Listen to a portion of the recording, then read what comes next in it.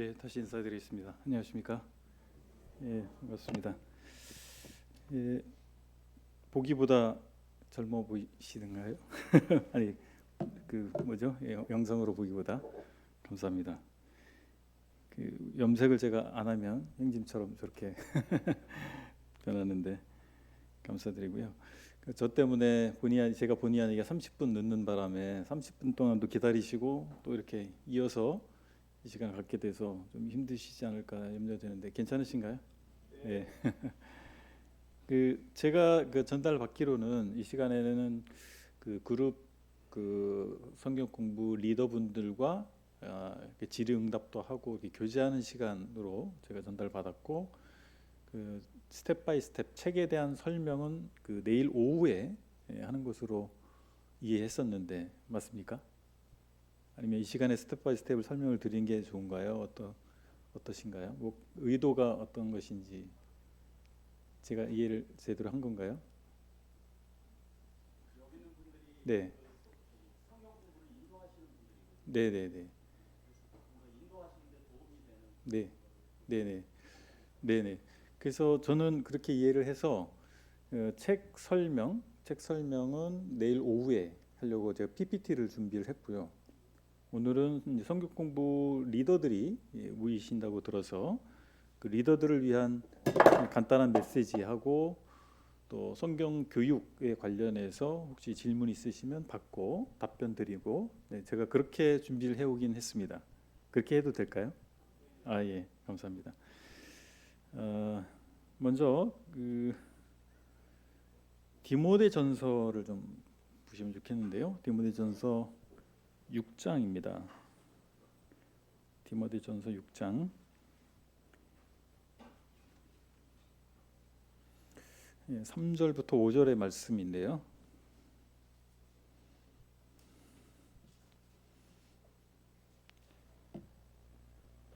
제가 원래는 이렇게 첫 시작을 할 때는 뭐 아이스 브레이킹이라고죠. 아이스 브레이킹이 그렇게 좀 친근해지는 시간을 갖기도 하는데 30분을 제가 늦게 왔기 때문에 바로 본론으로 지금 들어가려고 합니다.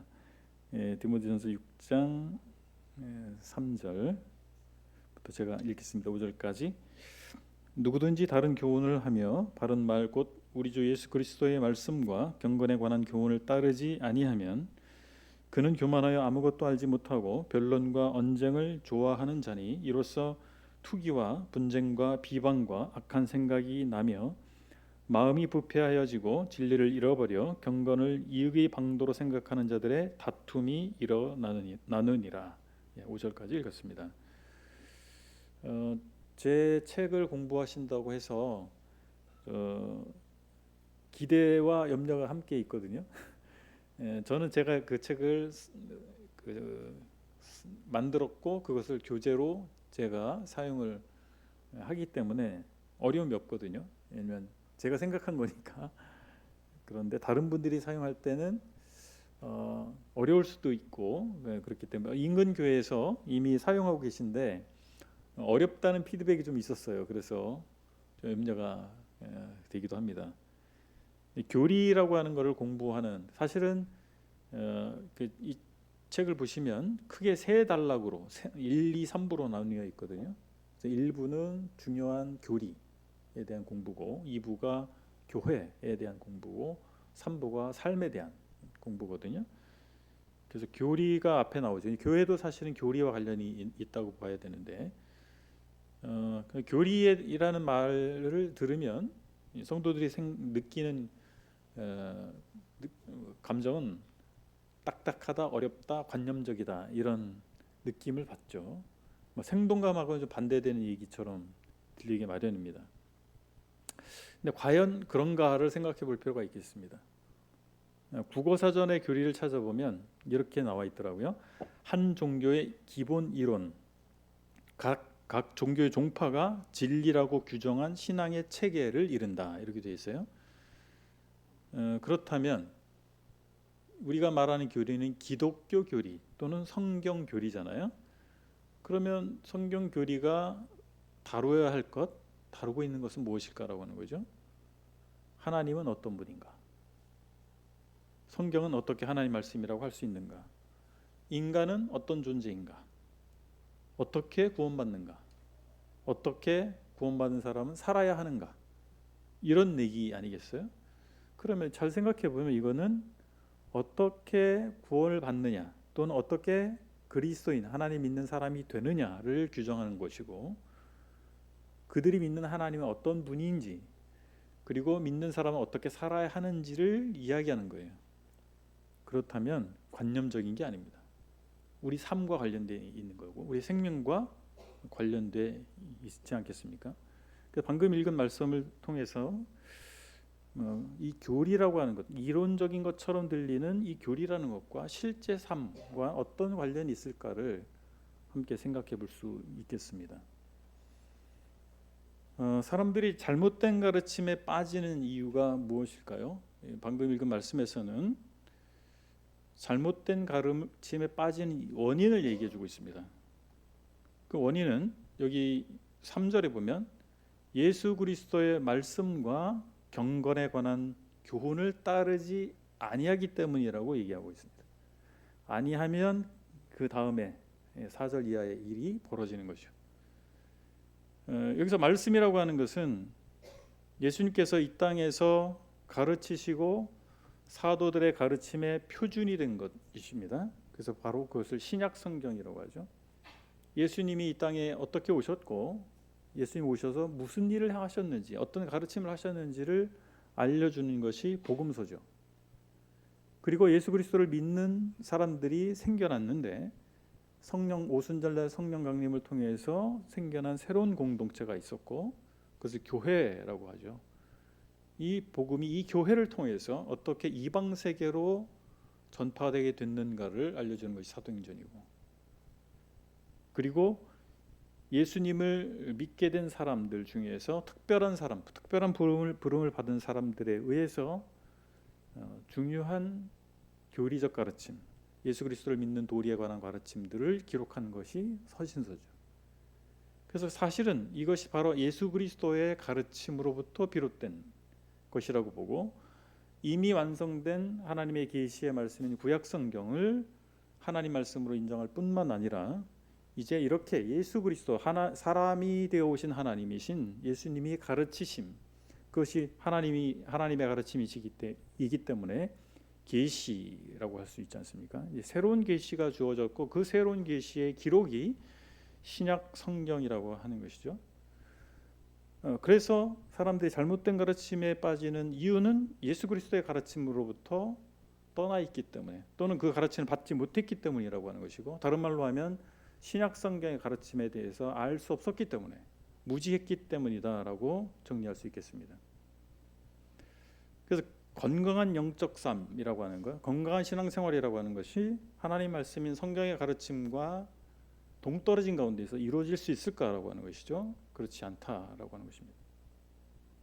종교개혁이 일어났을 때 로마 가톨릭 교회에서는 성경에 대한 이 개인적 해석과 이를 통해서 구원을 확신하는 것에 대한 위험성을 주장했습니다. 종교개혁자들이 주장한 것은 누구든지 성경을 통해서 예수 그리스도를 믿을 수 있고 예수 그리스도를 그 믿는 믿음을 통해서 구원의 확신에 이를 수 있다, 구원받을 수 있다라고 하는 것이 종교개혁의 핵심적인 주장이었습니다. 거기에 반해서 로마 가톨릭에서는 개인적으로 성경 해석하는 것이 얼마나 위험할 수 있느냐, 그리고 그 개인이 어떻게 확신할 수 있느냐, 그것을 옳다라고 어떻게 규정할 수 있느냐, 담보할 수 있느냐라고 하는 것이죠. 그래서 그들이 주장하는 것은 교회 전통입니다. 교회에서 이미 그때 1600년 되니까 거의 1600년 가까이 내려온 전통이 안전하지, 어떻게 개인이 성경을 읽고 깨달은 게 옳다라고 말할 수 있느냐, 이게 로마 가톨릭의 입장이었단 말이죠. 그래서 이 부분을 우리가 그때 당시엔 그 이슈가 됐지 않습니까? 오늘날로 와서 한번 생각을 해보면 형제 자매님들이 각자 하나님 말씀을 통해서 하나님께서 주시는 그 말씀을 깨달을 수 있느냐? 깨달을 수 있죠. 우리가 그렇게 믿는 거잖아요.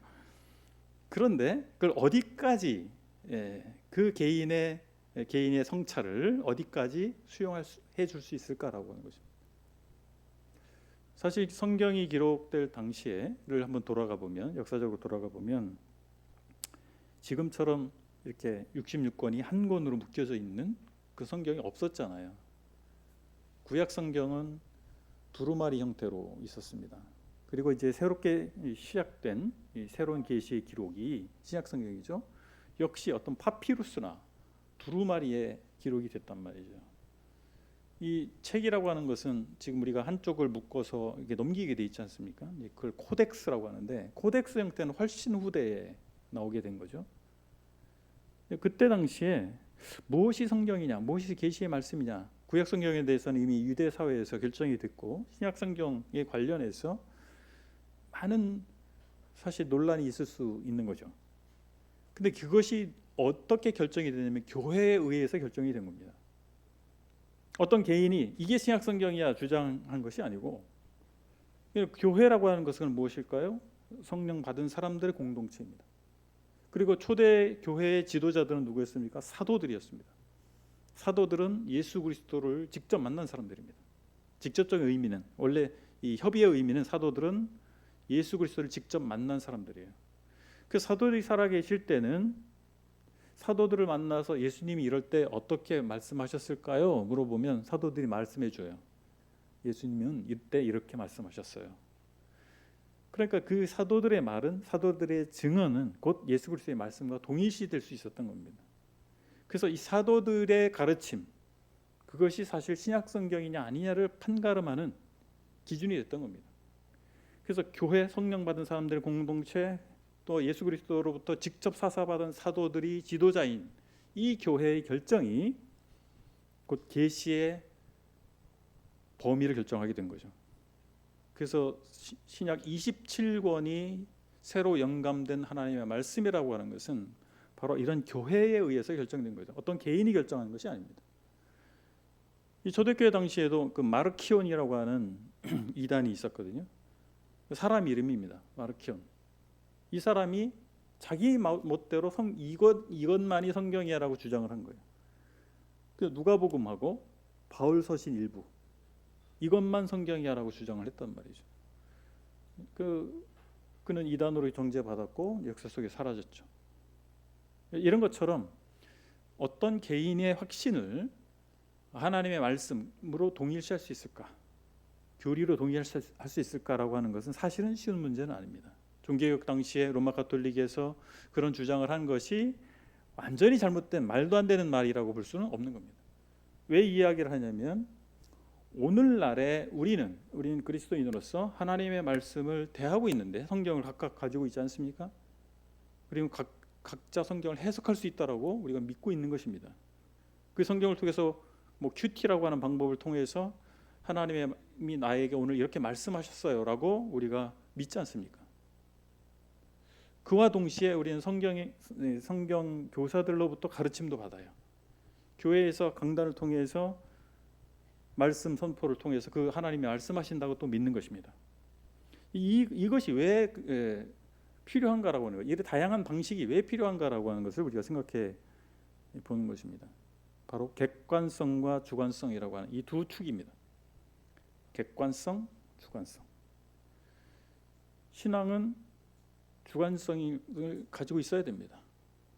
남들이 믿는 하나님이 아니고, 이웃 사람이 믿는 하나님이 아니고, 내가 믿는 하나님, 내가 하나님 만나야 되죠. 내가 예수 그리스도를 만나는 것이죠. 그것이 구원 사건이죠.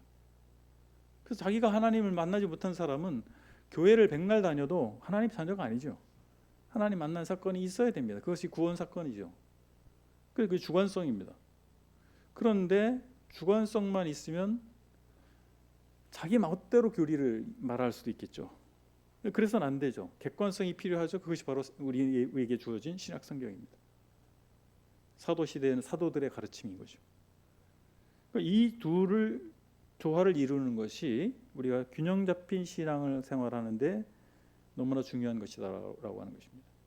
다시 종교개혁 시대 그 다음 시대로 돌아가 보면 이 유럽이 이제 두 진영으로 나누게 됩니다. 개신교 진영과 가톨릭 진영으로 나누게 돼요. 그러면서 어떤 형태가 벌어졌었냐면 양쪽 진영이 다 국가교회였습니다. 개신교가 국가교회인 진영과 가톨릭이 국가교회인 진영으로 나뉘어졌어요. 그 대표적으로 루터 교회가 국교였던 독일을 예를 들면 독일의 루터 교회 목사들은 공무원이 된 겁니다. 철밥통이라고 할 수 있죠. 평생 먹을 것이 보장이 되는 겁니다. 복음을 전할 이유가 없어요. 왜요? 독일 국민이 다 루터 교인이거든요. 누구에게 복음을 전할 거예요? 그죠? 복음 전할 일이 없어요. 그리고 전체 루터 교회의 주일 설교는 똑같습니다. 설교문이 중앙에서 다 배포가 돼요. 그 교구 교회 목사는 중앙에서 내려온 설교문을 그냥 읽으면 돼요.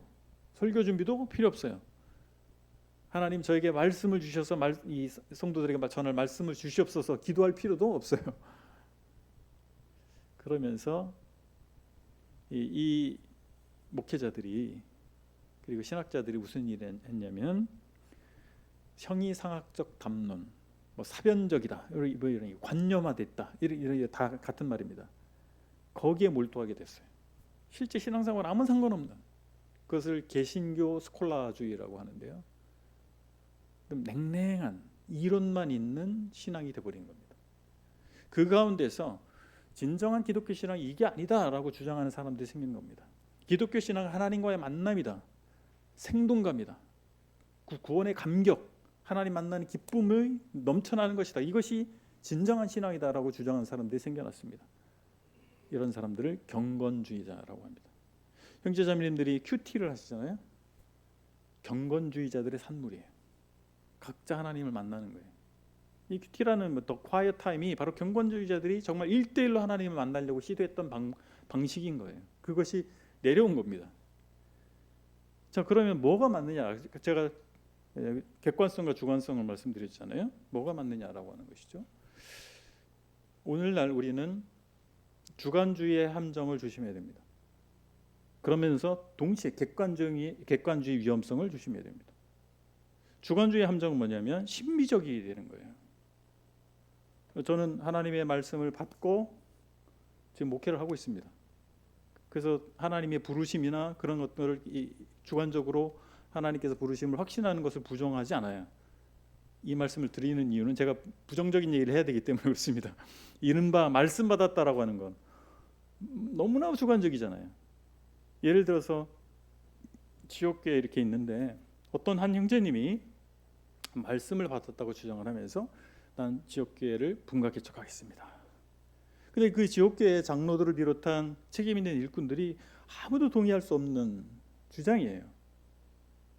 그러면 이분이 말씀 받았다고 하는 것은 하나님의 뜻일까요? 아니면 자기 주장일까요? 이런 겁니다. 그러니까 말씀 받는 우리가 하나님께서 우리를 소명하시고 부르시는 분이세요. 그걸 부정할 수 없습니다. 저도 그렇게 해서 지금 목회를 하고 있다고 말씀드렸잖아요. 그런데 객관성으로 검증되지 않으면 위험할 수 있다라고 하는 것입니다. 매우 신비적으로 흐를 수 있는 거예요. 그 어떤 결혼을 하거나 직장을 구하거나 사역의 문제에 있어서나 우리가 중요한 결정을 할 때 하나님의 부르심을 확인해야 되겠죠. 그런데 그것이 너무나 주관적이어서는 위험할 수 있다라고 하는 것이죠. 이 객관적인 건 무엇입니까? 하나님의 말씀입니다. 이 텍스트가 정해져 있잖아요. 하나님의 말씀이. 근데 하나님의 말씀을 내 마음대로 해석해서는 안 되는 거죠. 우리가 어떤 글을 읽을 때 맥락이라는 게 있지 않습니까? 근데 맥락을 무시하고 한 문장이나 단어를 발췌해서 글쓴이가 이걸 주장하고 있어 라고 말을 하면 문제가 되는 거 아니겠어요? 성경도 마찬가지입니다. 글쓴이가 있잖아요. 하나님, 원저자, 그리고 어떤 사람을 통해서 글을 쓰도록 하셨잖아요.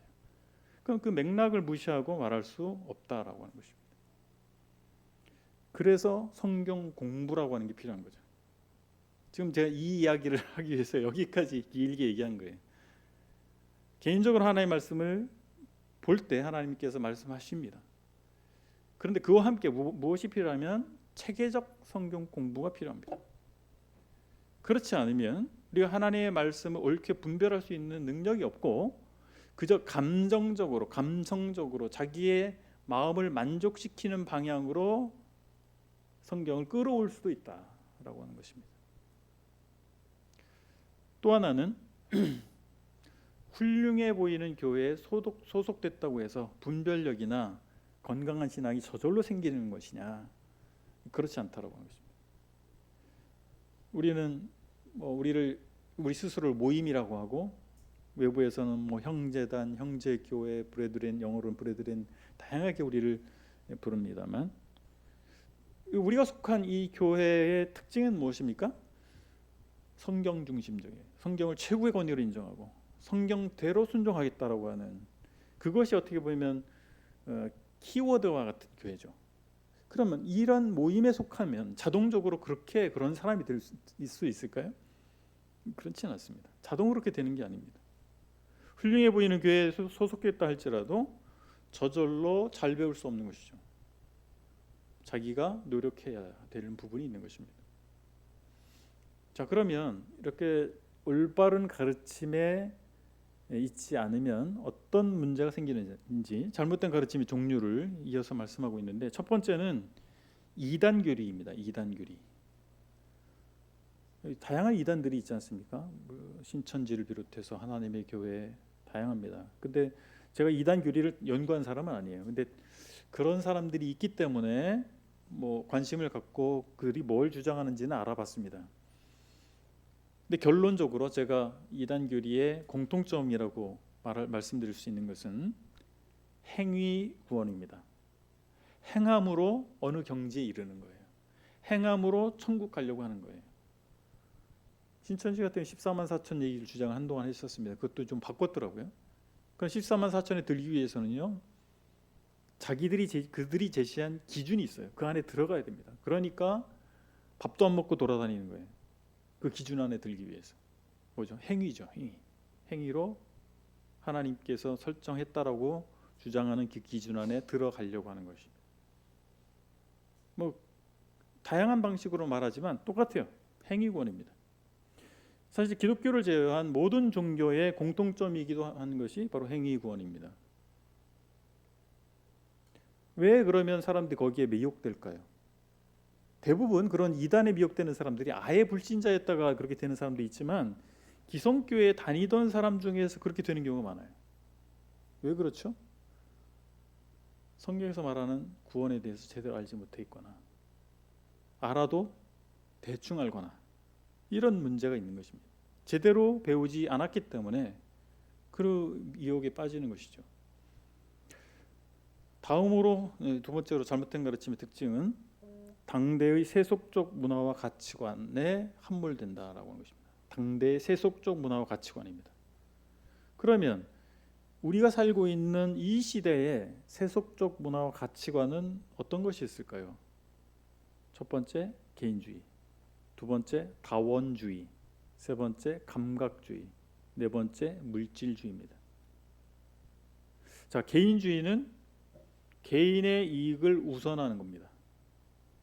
그럼 무시해서는 안 되죠. 개인의 이익을. 근데 그것이 최상의 가치로 자리매김하는 것, 그것을 개인주의라고 할 수 있는데, 그렇게 되면 교회로 모이는 것에 대한 중요성을 두지 않게 됩니다. 교회가 가치가 없어져요. 교회는 무엇입니까? 공동체잖아요. 그러니까 모이는 사람들의 모임이라고 하는 교회가 존립하기 어려운 겁니다. 개인주의가 강할수록. 각자의 가정이 더 중요해요. 개인의 삶과 휴식이 더 중요합니다. 그래서 이게 실제 교회에서 어떤 일로 나타나냐면, 교회 일을 특정한 사람들에게 다 몰아줍니다. 예를 들어서 월급 받는 사역자, 당신 월급 받잖아, 당신이 다 하세요. 그리고 나머지는 관객이에요. 이렇게 뒷짐지고, 나는 헌금했거든. 그래서 S석, A석, B석 이렇게 자리에 앉아서 서비스를 받는 거예요. 근데 저는 신앙생활을 모임에서 시작했고 지금 30여 년 모임에 있습니다. 제가 보다 젊었을 때는 이런 일들은 다른 교단에서나 일어난 일이다 이런 생각을 했어요. 근데 세월이 갈수록 우리도 자유롭지 않다 그런 생각을 합니다.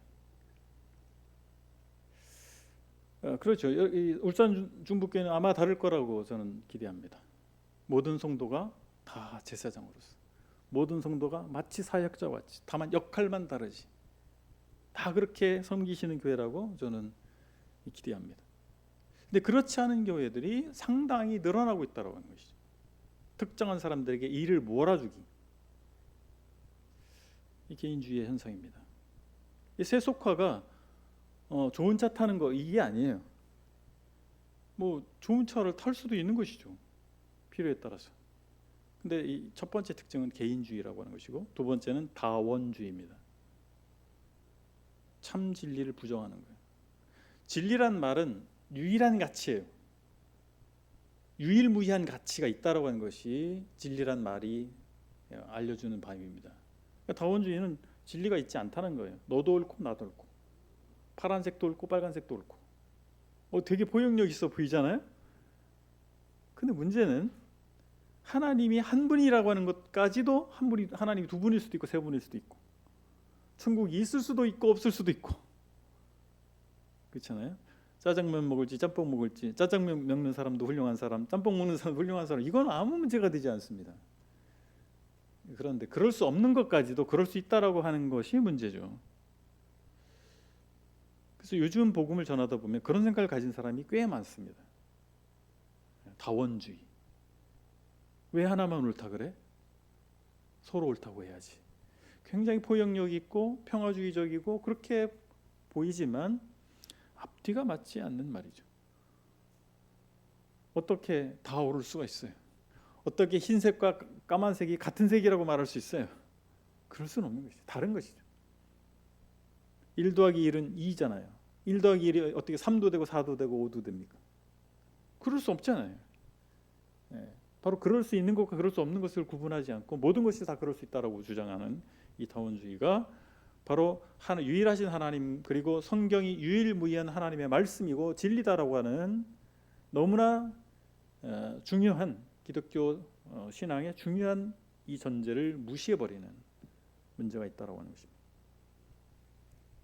세 번째는 감각주의입니다. 느낌이 중요한 거예요. 느낌이. 그래서 말씀이 중요하지 않고 느낌이 중요하더라고요. 여러분 어떠십니까?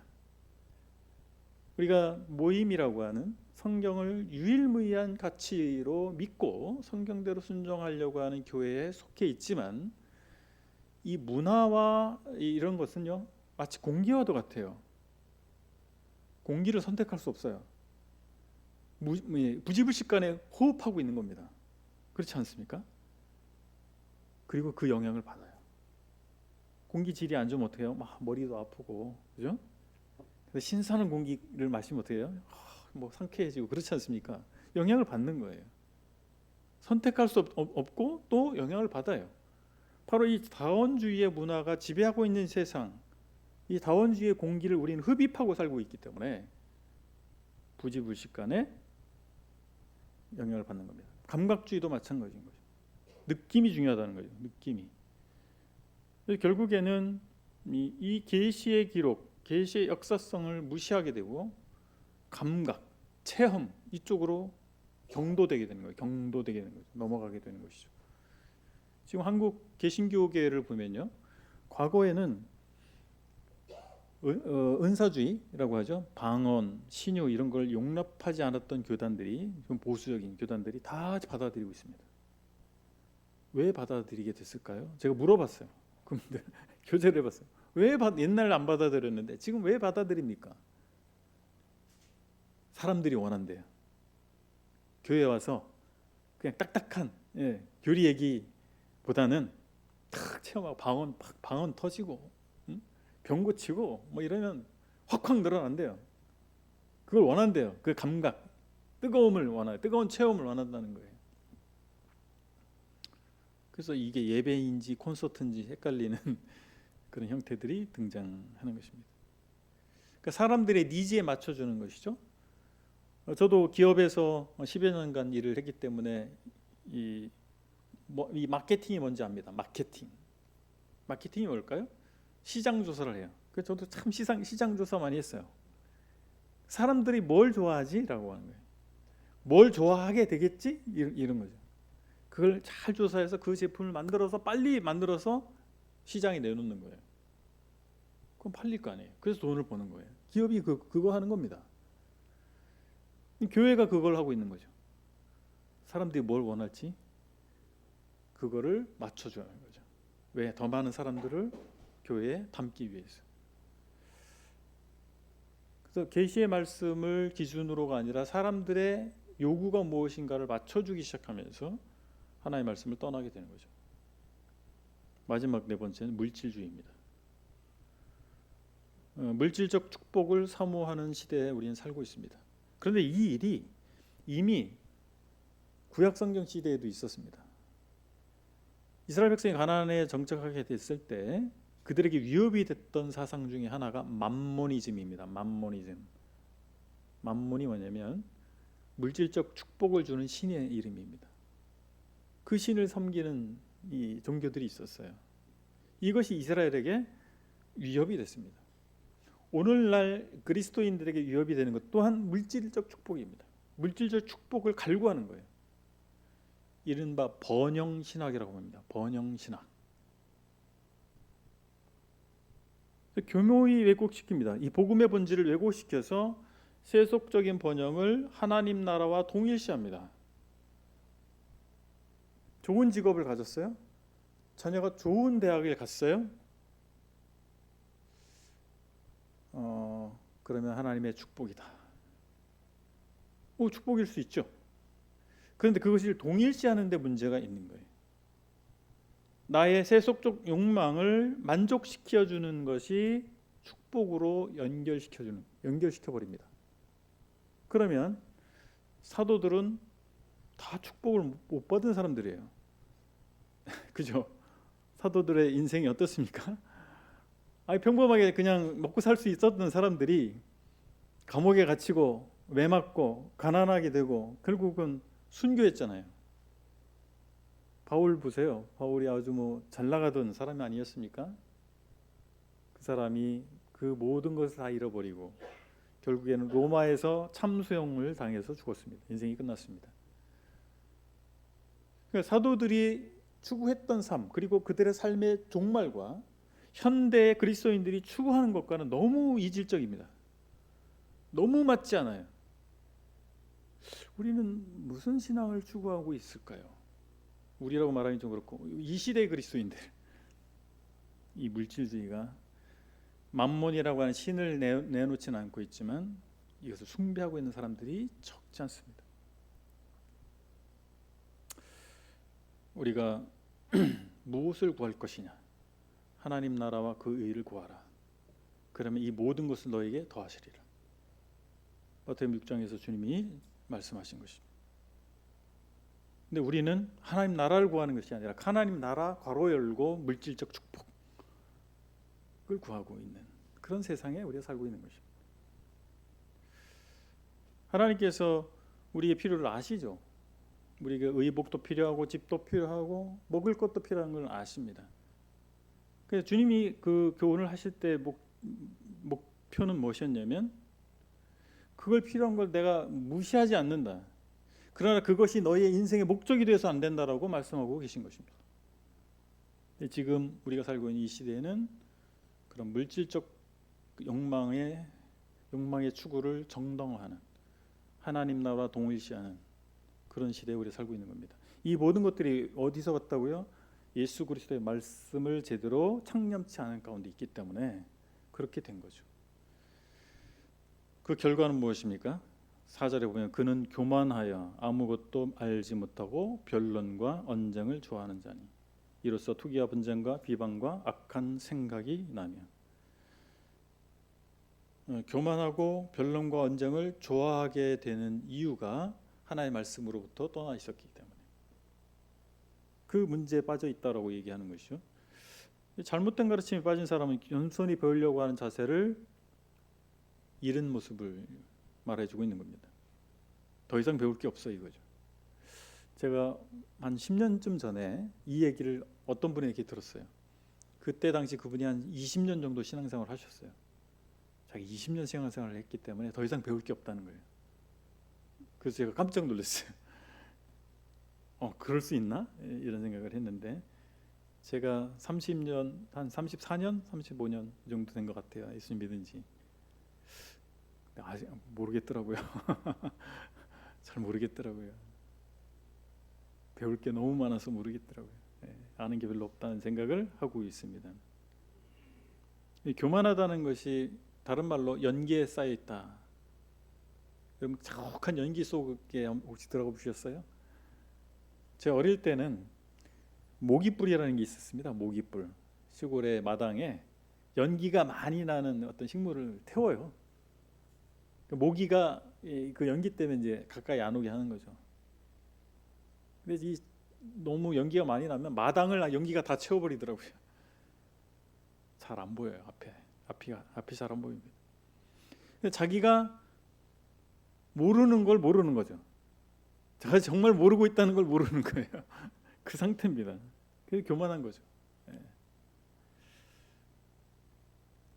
또한 무익한 변론과 언쟁에 집착합니다. 투기, 분쟁, 회방, 비방 이렇게 나오고 있는데 다툼 성도들 간에 서로 용납하기보다 막 다투고 그런 일들하고 성경 공부하고 무관해 보이잖아요. 여기 말씀에 보면 유관하다고 말씀하고 있어요. 이유가 어디에 있느냐? 그들이 예수 그리스도의 가르침을 알지 못하기 때문에, 제대로 알지 못하기 때문에 이런 일이 벌어지고 있다라고 말해주고 있습니다. 주님의 말씀을 제대로 배우면 사실은 주님을 배우는 겁니다. 예수님을 배우게 됩니다. 그래서 예수님을 배우기 때문에 예수님과 비슷해져 가죠. 더 잘 배울수록 예수님처럼 바뀝니다. 예수님은 어떤 분이신가요? 겸손하십니다. 무례행치 아니하십니다. 고린도전서 13장에서 사랑장이라고 하는 거기서 쭉 언급하고 있는 이 덕목들을 주어를 예수님으로 바꿔놔도 하나도 문제가 되지 않습니다. 예수님은 그런 분이신 거죠. 그래서 우리가 예수님을 잘 배운다면 예수님처럼 비슷하게 더 되어질 것 같아요. 그리고 성도가 잘못된 가르침에 빠지게 되면 경건을 이익의 방도로 생각하는 자들의 다툼이 일어납니다. 5절에서 보면 경건을 이익의 방도로 생각하는 자들의 다툼이 일어나느니라.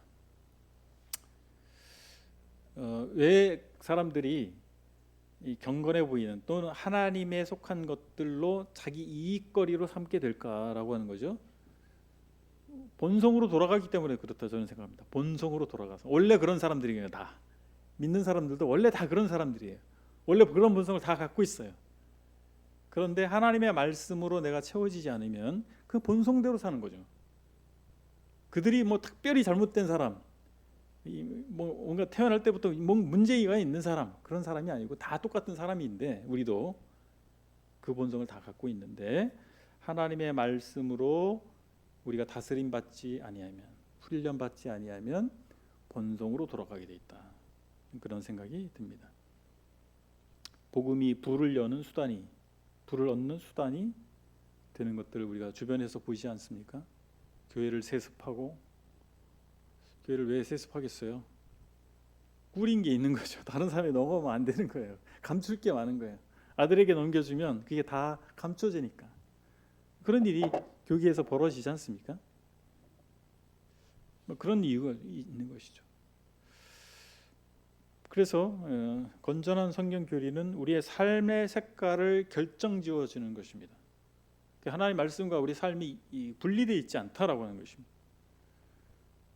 그래서 성경 교리는 우리가 하나님의 자녀다운 삶을 사는 데 있어서 또 그리스도인답게 사는 데 있어서 반드시 필요한 것이다. 왜냐하면 그 기준을 제시해 주는 것이기 때문에 그렇습니다. 그리고 이 말씀, 성경의 가르침을 마음에 새기고 삶에 실천하는 것을 통해서 더 건강한 우리 그리스도인으로서의 삶을 살 수 있지 않겠는가 생각을 하게 됩니다.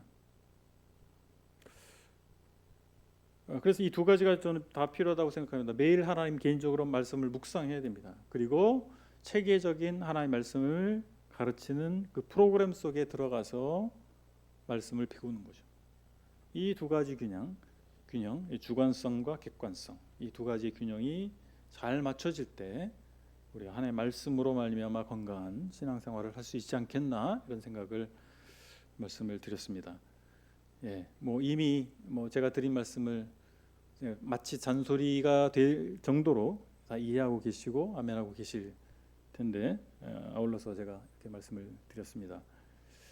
제가 드리고 싶은 말씀 몇 가지 말씀을 드리고 잠깐 쉬실 수도 있고 그리고 나서 형제자매님들 궁금한 거 이렇게 질문하면 제가 말씀드리는 시간 그렇게 가지면 되겠죠, 이제. 예, 이상으로 저는 내려가도록 하겠습니다. 감사합니다.